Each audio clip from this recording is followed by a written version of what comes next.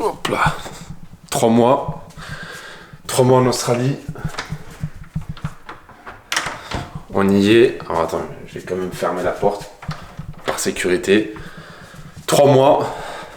Donc je suis arrivé le 9 février 2023. 14e logement. Et celui-ci, c'est tout simplement le meilleur depuis que je suis arrivé. Donc on est à Shepperton.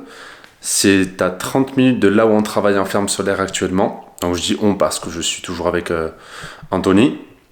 Mais sincèrement, j'ai jamais vu un logement aussi bien ici en Australie depuis que je suis arrivé, comme je le disais. Donc là, comment dire, c'est la régalade pour 170$ par tête et par semaine. Donc on a tout simplement un logement, donc la personne, donc on vit avec également la propriétaire, donc la propriétaire qu'on ne voit quasiment jamais parce que elle travaille toute la journée, et même là donc on est dimanche et on l'a toujours pas vue, donc de tout le week-end. Et franchement, une femme super gentille, et faire confiance comme ça, comme elle le fait avec nous. Donc on sait que nous on va rien faire dans le logement, voilà, qu'on va le laisser clean, mais donner cette confiance à des inconnus comme ça aussi facilement, je trouve ça super étrange et à la fois super gentil. Donc c'est voilà, c'est vraiment une super personne pour ça. Le logement, je vais faire un petit tour quand même, histoire de montrer un petit peu ce qu'il en est. Donc là, voilà, on a l'entrée ici, le logement, donc enfin la chambre de la propriétaire. Ici, on a le coin donc pour laver donc toutes ces affaires. Là, on a le garage ici, un premier salon. Donc le salon ici qui est tout simplement pour Anthony et moi. Donc quand on veut regarder un peu la télé. Donc on a la télé ici, on a le canapé avec vue extérieure. Là nous avons une première chambre, mais je pense que c'est plus, enfin ça concerne donc la propriétaire. Voilà. Après donc on donne direction la cuisine. Donc la cuisine qui est juste ici, qui est entièrement équipée, donc avec lave-vaisselle, gazinière, frigo. J'ai l'impression donc de vendre une maison, mais voilà, ça fait du bien de rencontrer et surtout être dans un logement comme celui-ci, parce que comme je le disais, donc entre les auberges de jeunesse, entre les nuits à l'hôtel, entre le camping, entre ensuite le logement, donc le dernier logement là où on était, un calvaire pas possible.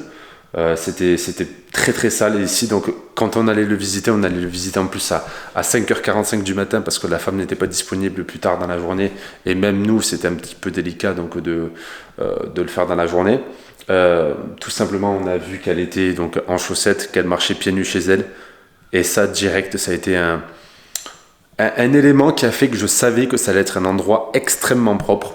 Et ça n'a pas loupé parce que c'est super propre. C'est ce que je recherchais. Et franchement, c'est le top. Vraiment, c'est le top. Donc là, nous avons un autre salon, donc avec télé. Et donc l'extérieur, donc voilà, on n'est pas encore allé voir dehors un petit peu. Mais voilà, il y a quand même un petit extérieur assez sympathique.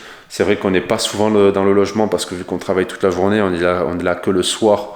À vrai dire, c'est que pour dormir. Donc le week-end, bien sûr. Donc comme aujourd'hui, on est dimanche, il fait super beau. Donc pour le moment, je ne sais pas trop ce que je vais prévoir de ma journée.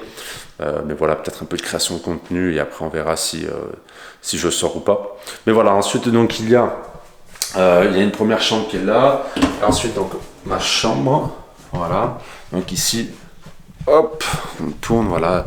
La chambre ici avec une télé également, une vue un peu sur l'extérieur. Mais voilà, un lit super confortable. Rien à dire sur ça, des placards, une commode qui est juste là, donc comme ça me permet de ranger mes affaires. Ça faisait 3 mois que je n'avais pas mis des affaires dans un tiroir, donc ça fait du bien d'avoir un petit peu des affaires autres que dans son sac, donc c'est super agréable. Et après voilà, c'était un petit peu le tour de cette maison, mais voilà, on va se poser un petit peu, on va un peu parler du coup de ces 3 mois, de ces 3 premiers mois donc en Australie, de ce que ça a donné, de tout ce qui a pu se passer, tout ce qui a pu se passer de bien et un petit peu de moins bien. Mais voilà, ça fait également donc 1 mois que j'ai travaillé, enfin que j'ai débuté en ferme solaire. Ça passe plutôt vite.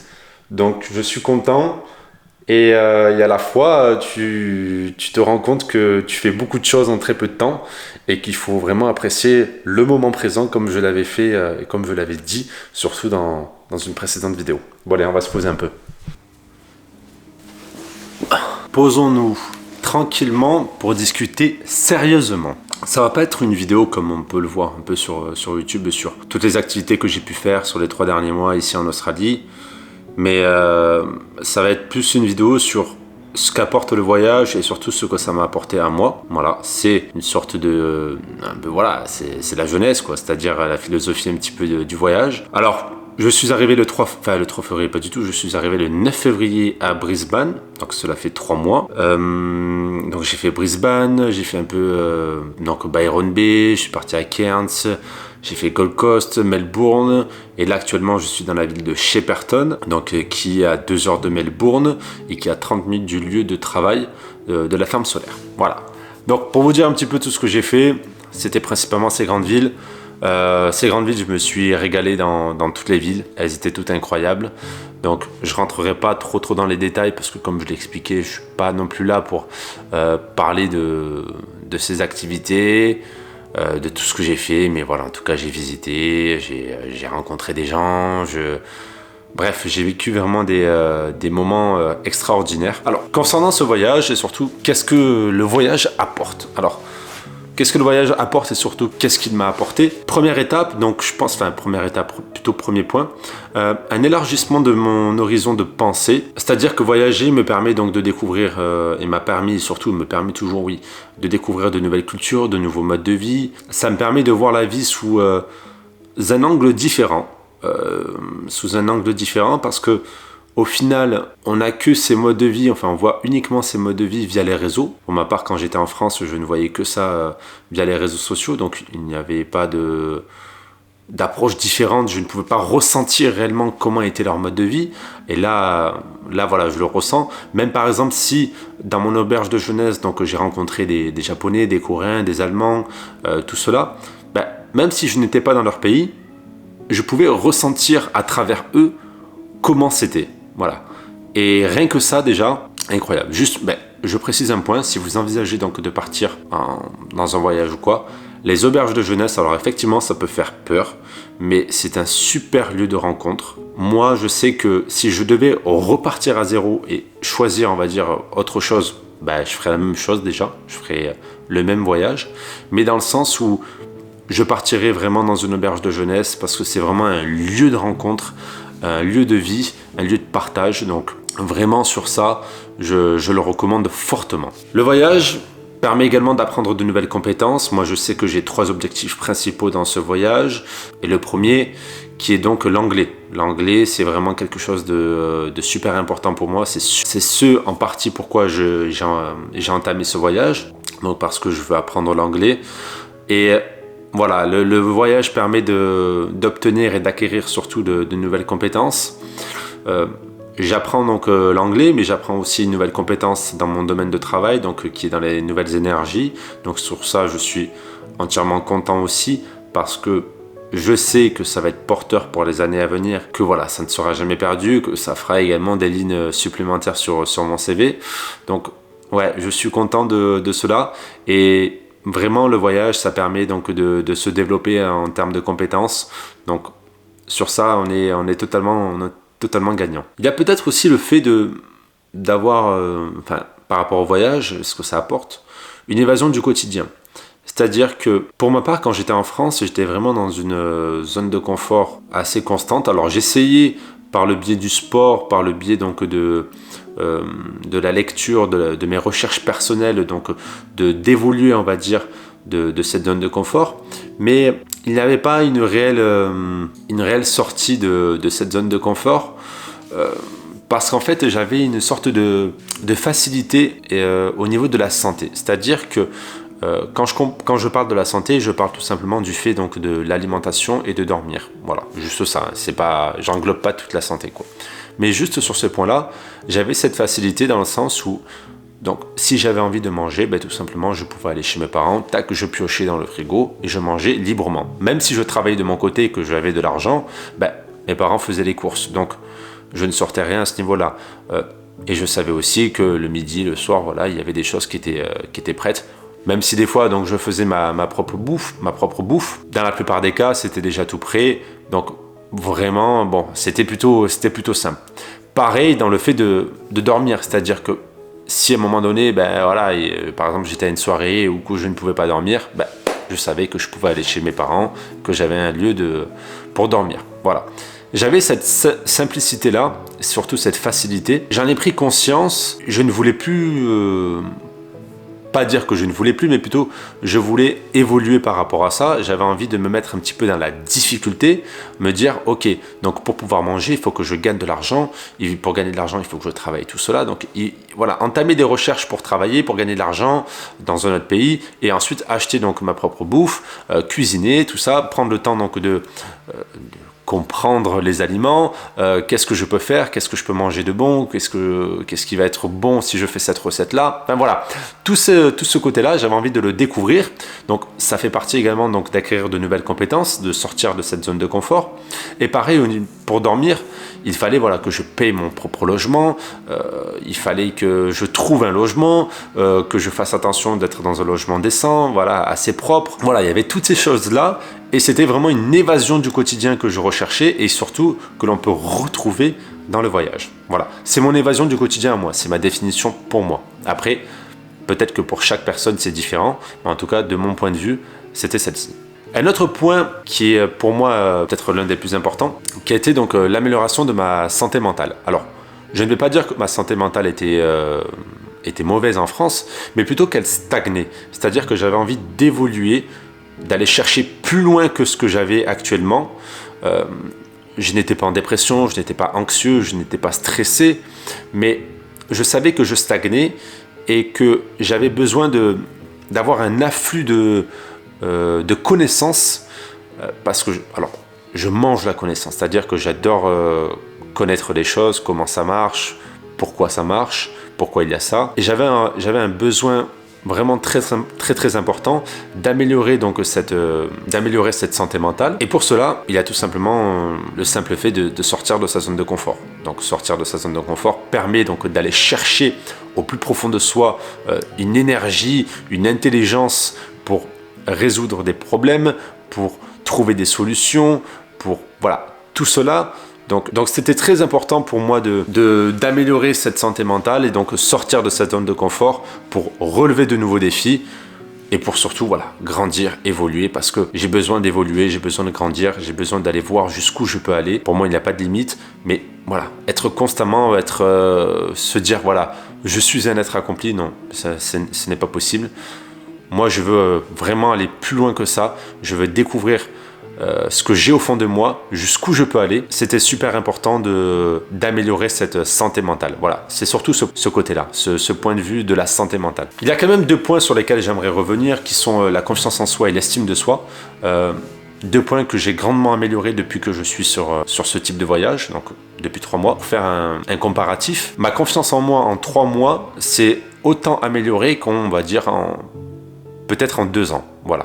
Je sais pas trop. J'ai pas trop cherché au fond de moi ce qu'il en était, mais on va dire que voilà, les 3 mois sont équivalents à 2 ans en termes de confiance en moi. Alors j'ai amélioré ma confiance en moi par diverses situations. Donc le fait par exemple déjà de la barrière de la langue, donc de parler à des inconnus, dans une langue que je ne comprends pas, que je n'arrive quasiment pas à parler. Par exemple, le fait d'essayer de demander son chemin, le fait de demander pourquoi, comment est-ce que je peux obtenir ça. Par exemple, dans le fait de l'obtention de mon ticket forklift, donc il fallait que je comprenne les mesures de sécurité, il fallait que je comprenne les consignes que l'on me donne pour aller chercher cette palette, aller à gauche, à droite, en arrière, bref. Voilà, toutes ces choses-là ont fait que j'ai essayé de comprendre, j'ai compris, je me suis fait comprendre. Toutes ces petites choses-là, il faut vraiment prendre conscience que toutes ces petites choses vont faire améliorer votre confiance en soi. Si vous pensez qu'il suffit juste de se dire, de se mettre un objectif en tête, de l'accomplir et vous allez vous obtiendrez votre confiance en soi,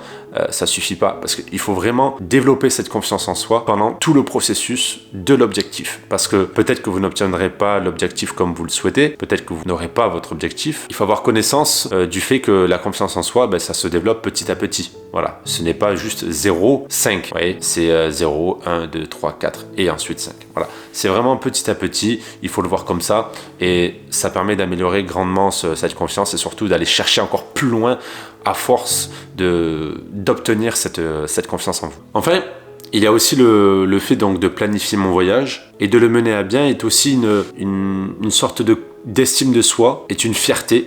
Est une fierté et donc un renforcement voilà, de l'estime de soi. Parce qu'organiser un voyage, en vrai, ça nécessite quelques compétences comme la planification, l'organisation et peut-être la plus importante qui est donc la résolution de problèmes. Parce que j'en ai eu des problèmes mineurs, majeurs, mais en tout cas, voilà, il y en a eu. Et je sais pertinemment que ces choses-là, donc ces problèmes, la plupart du temps, ce sont mes problèmes qui m'ont fait le plus grandir. Si vous n'êtes pas dans un objectif, par exemple, moi, quand j'ai rencontré des problèmes, je me suis toujours posé la question de est-ce que le problème que je rencontre, si je le résous, est-ce qu'il va être bénéfique pour moi? Tout le temps, je me posais cette question. Et si oui, il fallait que j'aille au bout de ce problème, au bout de la résolution de ce problème, comprendre le problème et essayer de le résoudre. Même pas essayer en fait, il fallait résoudre ce problème. Voilà, il n'y avait pas d'autre solution, il n'y avait que ce chemin-là. En revanche, s'il n'y avait aucun intérêt, eh bien le problème, bon, je pouvais peut-être l'esquiver, je me dire, ok, il y a un problème, je vais peut-être plus perdre mon temps, mon énergie que l'obtention du résultat, donc je pouvais passer à autre chose. Et ces critères-là, donc l'organisation, la planification, la résolution de problèmes, quand on va au bout, quand on réussit, on est fier. On est fier et on gagne de la confiance en soi par rapport à ça. Il y a vraiment une satisfaction qui se fait à l'intérieur, qui est super agréable et qui nous dit, mais en fait, on est presque inarrêtable, quoi. On est totalement inarrêtable. Donc au final, les voyages peuvent aider à renforcer la confiance en soi et l'estime de soi en offrant de nouvelles expériences, en élargissant les perspectives et en fournissant des occasions de renouveler les défis et de les relever surtout. Pour conclure, je dirais que je suis entièrement fier de moi sur les 3 premiers mois qui se sont passés ici en Australie, sur mon PVT, parce que les 3 objectifs principaux que je me suis mis en tête, donc il y en a un que j'ai déjà réussi, qui est donc travailler en ferme solaire, un second qui est en train de se faire, qui est donc d'améliorer mon anglais, d'apprendre l'anglais et d'avoir en fait, au final, ce que je veux en termes d'anglais, c'est de comprendre couramment et de parler couramment l'anglais. Voilà. Et un autre objectif qui est donc, ça c'est les 3 objectifs principaux, bien sûr, j'en ai d'autres, mais un objectif financier, donc je ne parlerai pas de cet objectif financier, mais voilà, il y en a un. Si je dois donc retenir 3 choses pour ces 3 premiers mois, quoi, il y a déjà dans un premier temps le moment présent, l'importance du moment présent, une vidéo est déjà sortie sur ça. Une deuxième chose que je retiens, c'est le fait de ne jamais douter de soi. Alors, on peut se remettre en question, il ne faut pas changer de direction. Il va y avoir des difficultés, il va y avoir la rencontre de beaucoup de problèmes, mais ce n'est pas parce qu'il y a des problèmes qu'il faut envisager autre chose. Voilà, il faut aller au-delà de ça. Donc je ne vais pas recommencer la vidéo, mais il faut vraiment aller au-delà pour se dire qu'au final, c'est ça qu'on nous met. C'est ça qu'on nous met sur le chemin des problèmes pour qu'on puisse évoluer, pour qu'on puisse grandir et surtout, c'est la finalité de ce problème qui va être magnifique. Et enfin, je crois que c'est la plus belle des choses que je me suis... belle des choses que j'ai rencontrées, on va dire, sur les 3 premiers mois, qui est le fait que même s'il y a une barrière de la langue, on peut rencontrer des gens et avoir des moments de joie, de bonheur et de tendresse. C'est vraiment 3 points que je retiens sur ces 3 premiers mois. Dans la finalité, c'est incroyable. Et je pourrais en parler, pendant des heures sur ce qui s'est passé, sur tous les problèmes que j'ai pu rencontrer. Enfin, je dis tous les problèmes comme si j'en avais eu 2 millions, mais alors pas du tout. Mais il y en a eu, mais le voyage fait quelque chose que l'on ne peut pas retrouver ailleurs, je pense.